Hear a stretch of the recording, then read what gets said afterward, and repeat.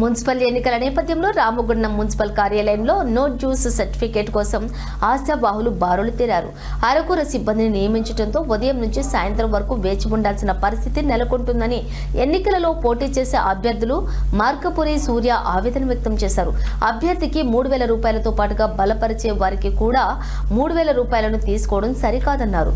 ఇప్పటికైనా ఉన్నతాధికారులు స్పందించి సిబ్బందిని పెంచి త్వరితగతిన సర్టిఫికెట్లను అందించాలని కోరారు. ఎలాంటి రుసుము లేకుండా నో జ్యూస్ సర్టిఫికెట్ ఇవ్వాలని డిమాండ్ చేశారు.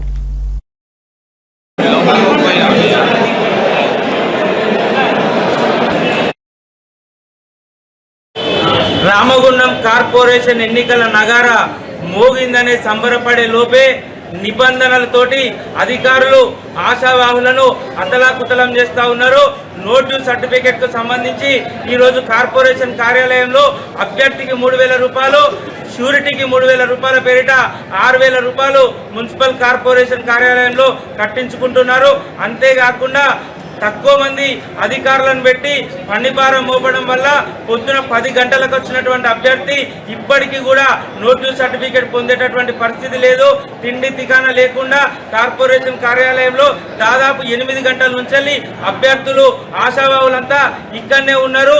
అధికారులు వెంటనే చేయడంతో పాటు స్టాఫ్ను పెంచాల్సినటువంటి అవసరం ఉన్నది.